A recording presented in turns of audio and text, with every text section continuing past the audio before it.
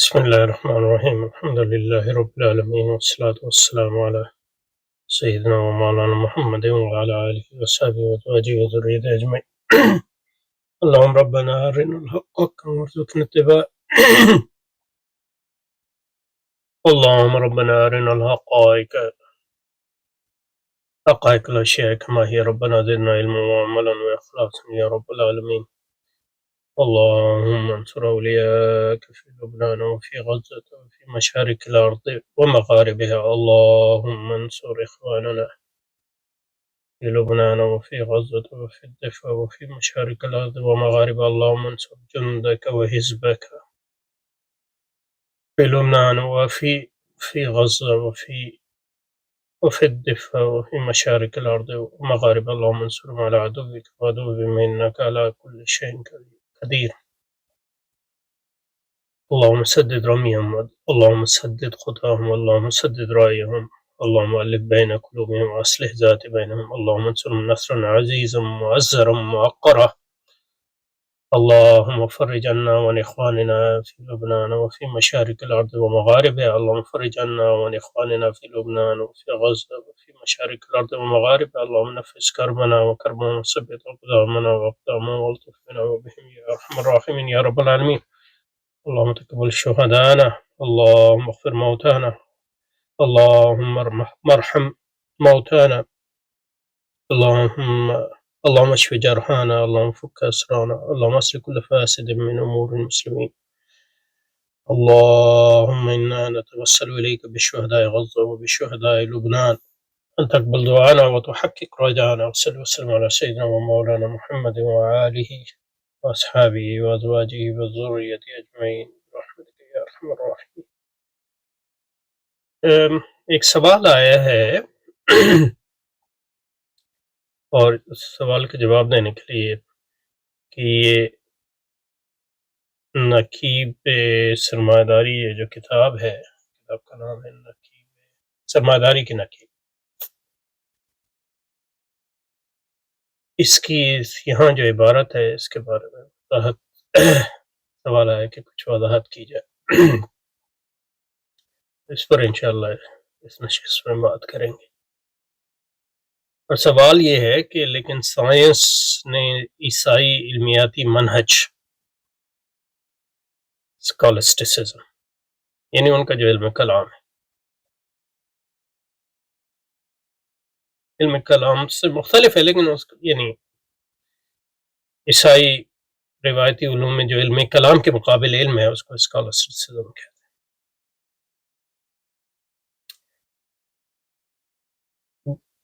لیکن سائنس نے عیسائی علمی منہج کو غیر معقول ثابت کر دیا اور ایسے ذرائع فراہم کیے جس کے ذریعے وہ لوگ جو ہیومن بن کر انسانی الوہیت اور ربوبیت پر ایمان لائے تھے، کائناتی مادی قوتوں کو اپنی نفسانی خواہشات کے تقسیم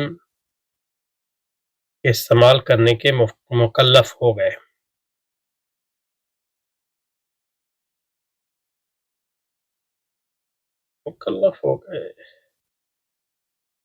اس اقداری تبدیلی کے نتیجے میں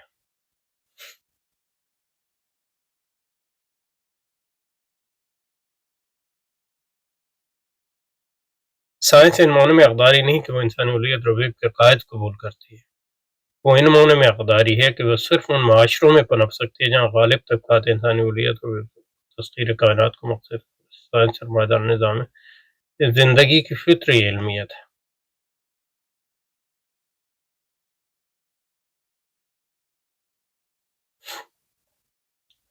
سرمایہ دارانہ نظام زندگی کے غلبے کی بنیادی وجہ عیسائی علمیت کی مغلوبیت نہیں ہے، بلکہ ایک روحانی اخلاقی گراوٹ کا زوال ہے، جس کا پہلے بڑے پیمانے پر اظہار 11ویں صدی میں عیسائی فوج نے صلیبی جنگوں میں کیا.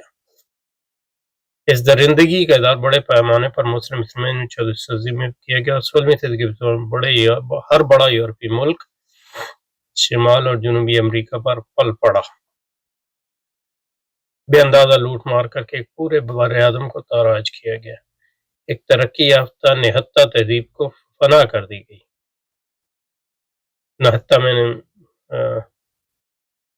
اور 8 کروڑ سرخ ہندیوں کا قتل عام 4 صدیوں تک جاری ہے۔ بلا شبہ متحدہ ریاست کا قیام اور اس کی توسیع تاریخ انسانی کا سب سے گھناؤنا جرم ہے۔ اس خبیث اور ذلیل ریاست صفحہ ہستی سے مٹانا ناگزیر ہے۔ اچھا، تو یہ سائنس کے بارے میں سوال ہے کہ وہ کن معنوں میں حقداری ہے اور کن معنوں میں حقداری نہیں ہے۔ تو اس کو ذرا پیچھے سے پڑھ کے اس کی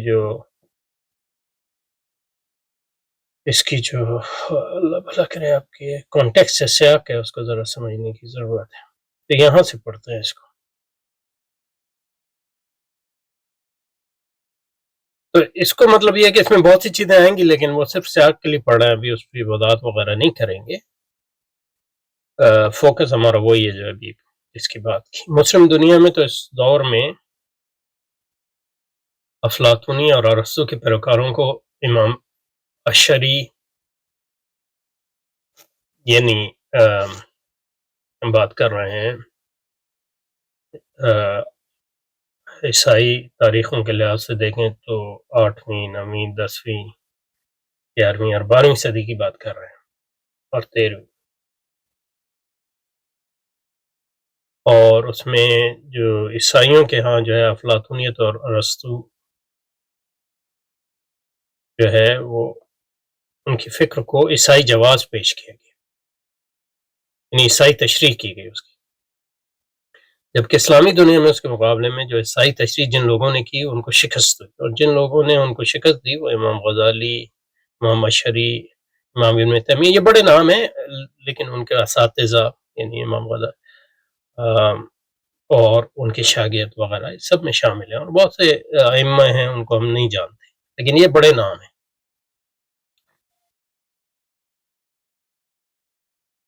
تو مسلم دنیا میں افلاطون اور ارسطو کے پیروکاروں کو امام اشعری، امام غزالی اور امام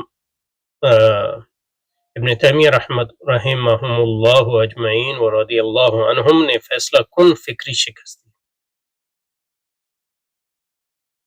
فیصلہ کن ان معنوں میں کہ مطلب اسلامی دنیا میں مین سٹریم مسلم فکر میں جو ہے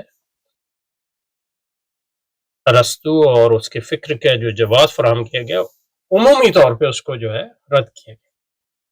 ہاں یہ ہے کہ بعد میں رد کرنے کے بعد کچھ چیزیں در آئیں علم کلام میں، خاص طور پہ اشعری مؤخر اشعری اور ماتریدی کے علم کلام میں وہ چیزیں معتزلہ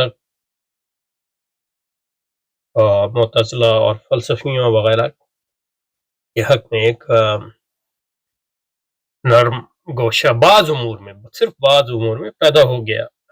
اس کی ایک وجہ جو ہے اندرونی خلفشار تھا، یعنی محدثین اور متکلمین کی جو اندرونی جنگ تھی، کیونکہ جب آپ خارجی دشمن کو شکست دے جاتے ہیں پھر اندرونی جنگیں جو ہیں وہ زیادہ فیصلہ کن بن جاتی ہیں۔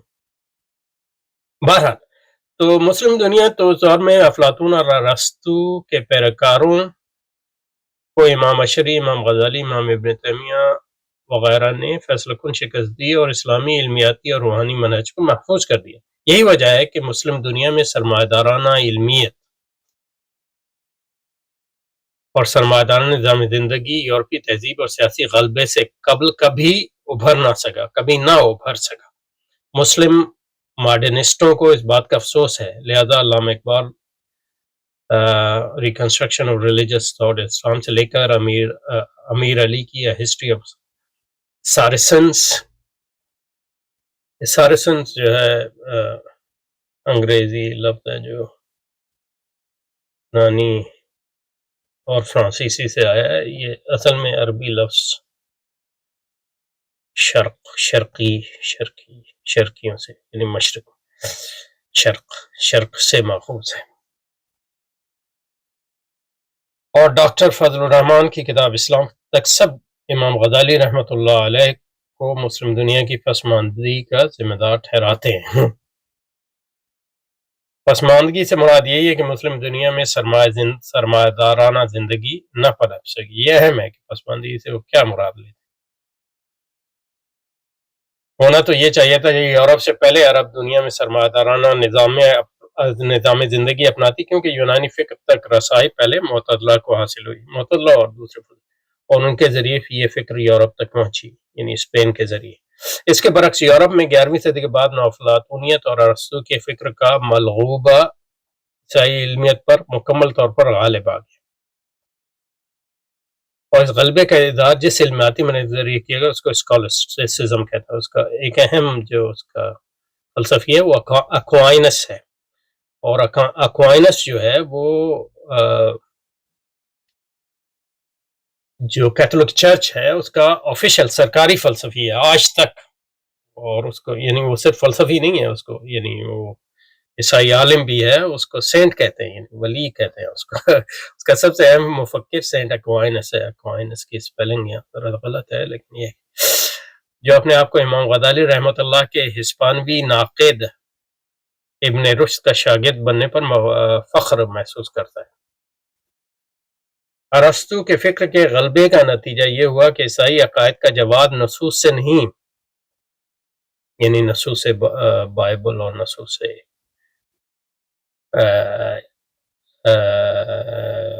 نصوص آیان کلیسا، بلکہ ارسطاطیلیسی معقولات یعنی منطق اور فلسفے کی بنیاد پر مرتب کیا جانے لگا۔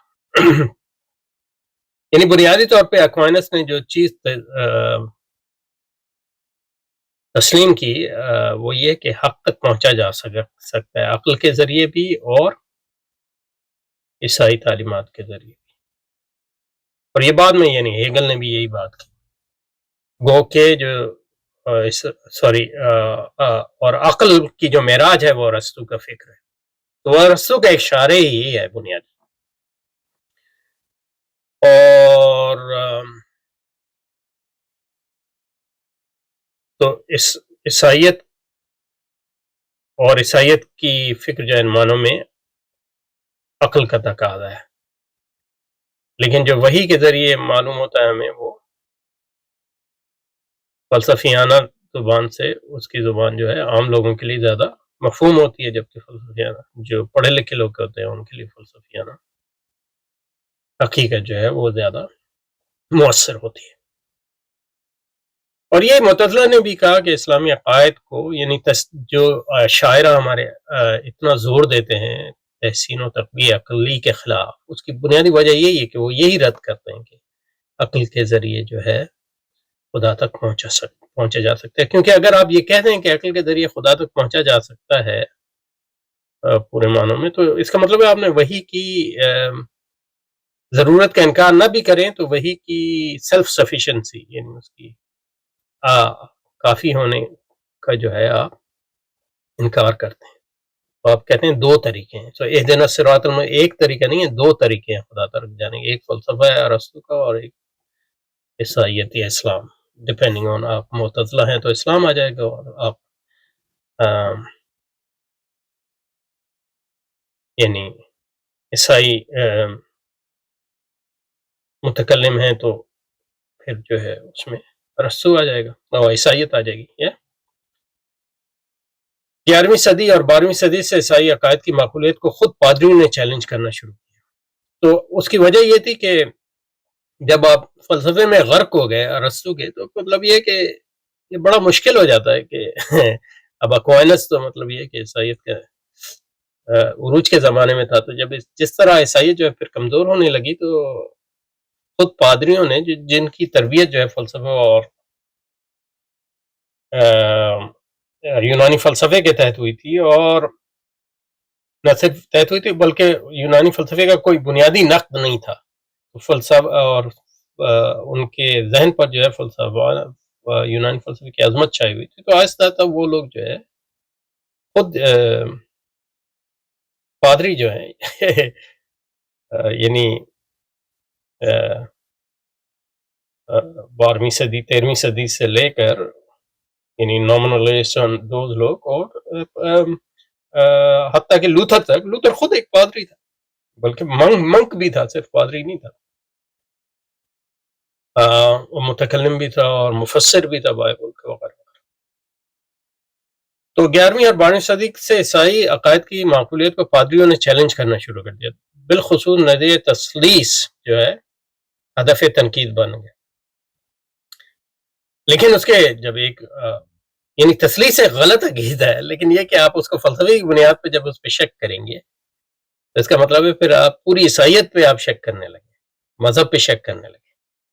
اس کا نتیجے میں عیسائیت جو ہے، یعنی آپ نے عیسائیت کی تنقید اسلام کے مطابق نہیں کی، یعنی عیسائی روایات میں جو حق ہے اس کے مطابق نہیں کی، بلکہ یونانی خباثت کے اور کجرو عقلی تصورات کی تناظر میں کی، تو اس کے نتیجے میں عیسائیت کی شکست کے نتیجے میں اسلام نہیں غالب آیا، یا جو اصلی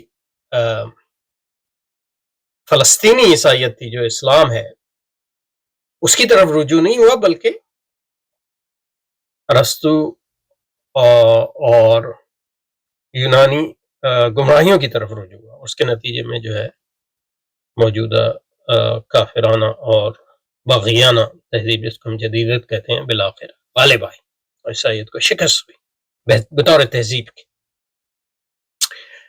کافرانہ علمیت کو سائنس نے بالخصوص نظر. اچھا، اب کافرانہ علمیت کو سائنس نے اسکالر سسٹم کے باغیوں سے آگے بڑھ کر ارسطو کے منطقی معقولیت کو چلے. اب جو عیسائیوں نے جو اپنی علم کلام کی بنیاد ارسطو کی منطق اور ارسطو کے فلسفے پہ رکھی، تو جو عیسائیت کے غیر سائنسی عیسائیت کے سائنسی ناقدین تھے، انہوں نے ارسطو کی منطق کو جو ہے، دو چیزیں ہوئی اس میں اہم سمجھنے کی چیزیں، اس میں دو تغیرات ہوئے، دو چیزیں، مختلف چیزیں جو اہم سمجھنے کی.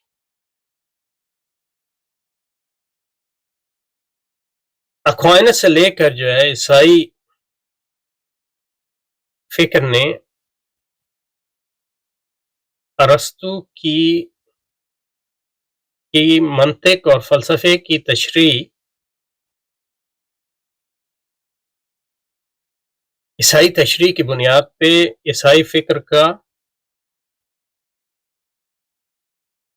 عقلی جواز فراہم کرنا شروع کیا. تو عیسائیت کی کلامی اور فلسفیانہ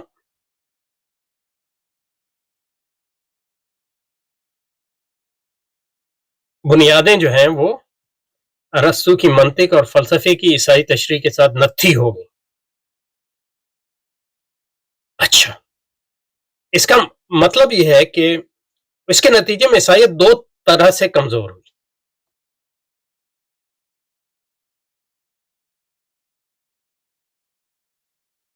ایک تو اس طرح کمزور ہوئی اندر سے،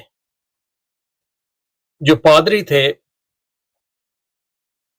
اور جن کی تربیت جو ہے ارسطو کے فلسفے اور منطق کی بنیاد پہ ہوئی، ان کا اپنا جو ایمان عیسائیت سے اٹھنے لگا یا عیسائیت کے بنیادی عقائد سے اٹھنے لگا، اور انہوں نے جو ہے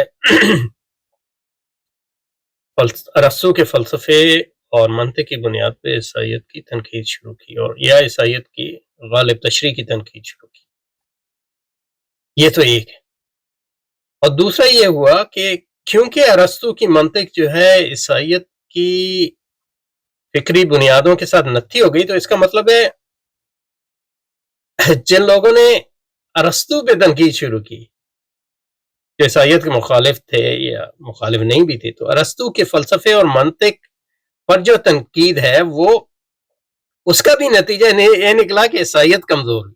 تو عیسائیت ایک تو اندر سے کمزور ہوئی ہے، اور دوسرے لوگ جنہوں نے سائنسی یا غیر سائنسی بنیادوں پہ ارسطو کے منطق اور فلسفے پہ تنقید شروع کی، اس کے نتیجے میں بھی عیسائیت کمزور ہوئی. تو یہ دو طرح سے یہ چیز جو ہے کمزور ہونے لگی. یہ سمجھنا بڑا اہم ہے.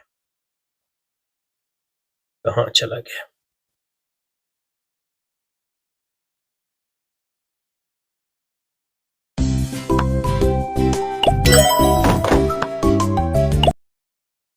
تو جو ارسطو کی منطقی معقولیت تو کافرانہ علمیت ٹھیک ہے. تو اس یہاں سے دوبارہ پیچھے چلیں. 11ویں اور 12ویں صدی کے سے عیسائی عقائد کی معقولیت کو پادریوں نے چیلنج کرنا شروع کر دیا اور بالخصوص نظریہ تسلیط ہدف تنقید بنا. کافرانہ علمیت کو سائنس نے اسکالسٹزم کے باغیوں سے آگے بڑھ کر ارسطو کی منطقی معقولیت کو چیلنج کیا. تو ایک تو عیسائیت کے اندر سے تنقید شروع کی، اور دوسرا جو ہے جو دوسری یونانی علمیت کے مقابلے میں سائنسی علمیت جو فروغ پا رہی تھی، اس نے بھی ارسطو کی منطق اور فلسفے کو چیلنج کیا. ارسطو کی منطق اور فلسفے کو چاہے انہوں نے عیسائیت کو کمزور کرنے کے لیے چیلنج کیا ہو یا نہ کیا ہو، اور آپ دیکھیں گے کہ بہت سے شروع کے سائنسدان وہ عیسائی تھے، ان کا مقصد جو ہے عیسائیت کو کمزور کرنا نہیں تھا. لیکن چونکہ اور یہ اہم ہے، لیکن چونکہ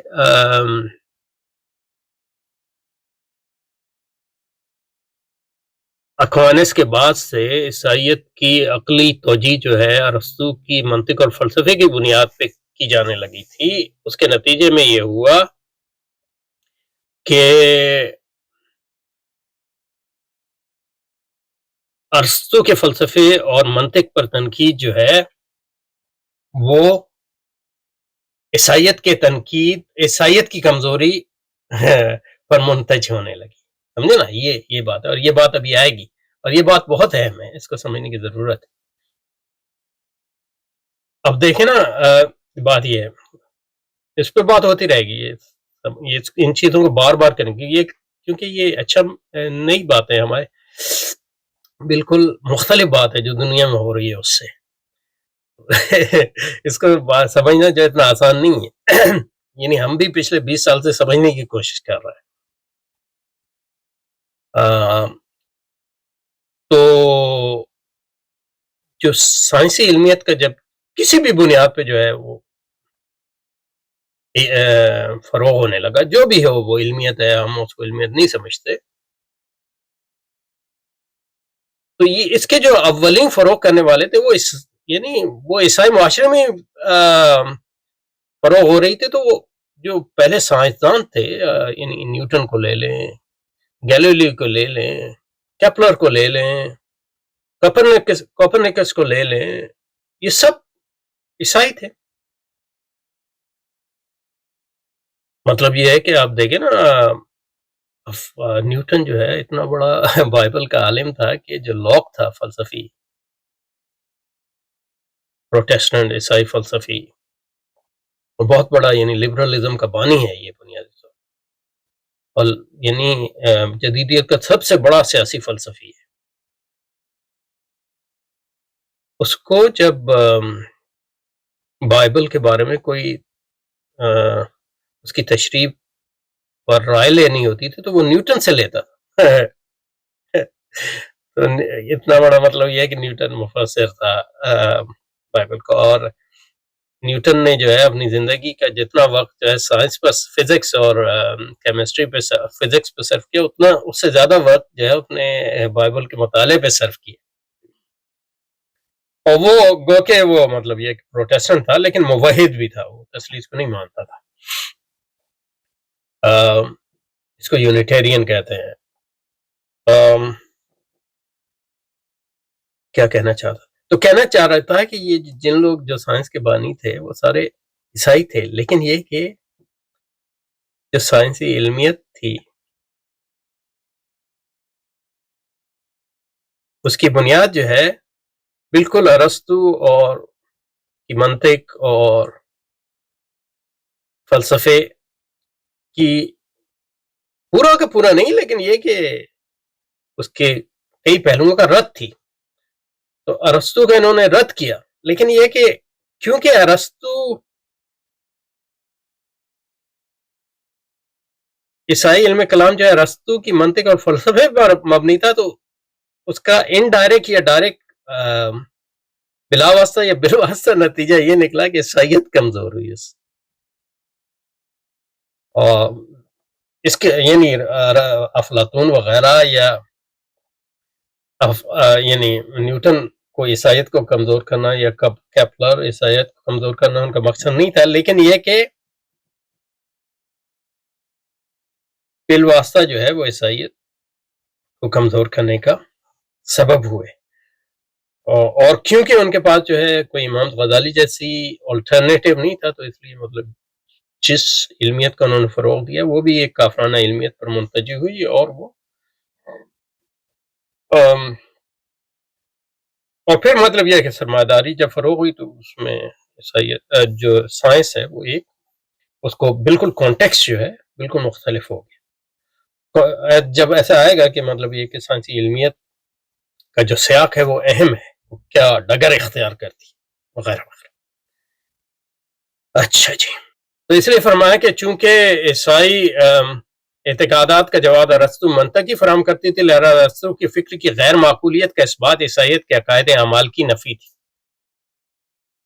16ویں اور بالخصوص 17ویں صدی میں 4 بہت بااثر سائنسدانوں کی فکر کا غلبہ ہوا۔ ان کو کوپرنیکس، کیپلر، نیوٹن اور گیلیلی شامل ہیں۔ اس فکر نے عیسائیت کی تصور تخلیقیت اور تصور کائنات کو مشاہدے کے خلاف حقیقت ثابت کی۔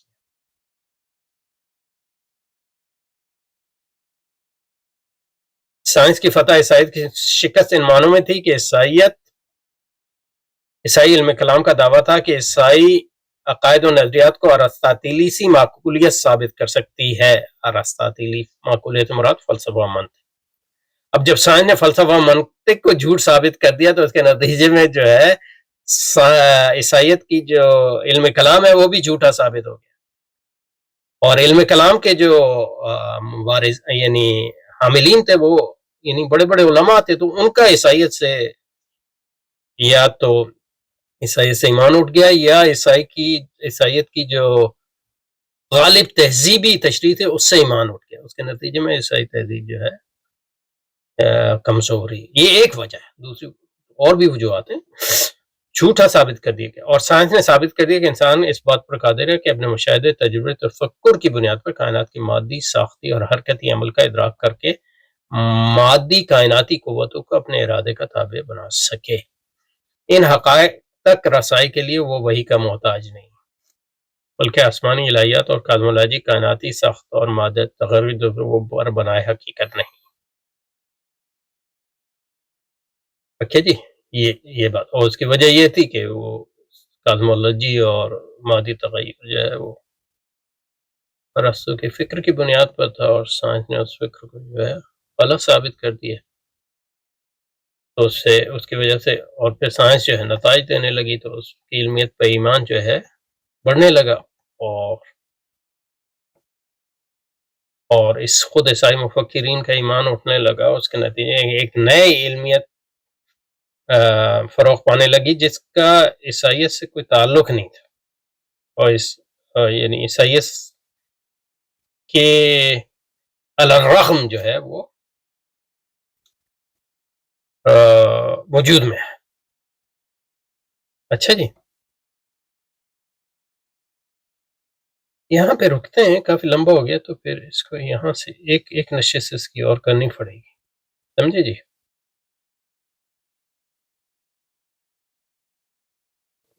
جس اصل وہ پھر یہاں آئے گا 17 میں، یہ انہوں نے پوچھا ہے، انشاءاللہ اگلی نشست میں اس کو مکمل کریں گے۔ سبحانک اللہم و بحمدک، نشہد ان لا الہ الا انت، نستغفرک و نتوب الیک۔ صلی اللہ علیہ وسلم علی سیدنا محمد وعلی آلہ وصحبہ۔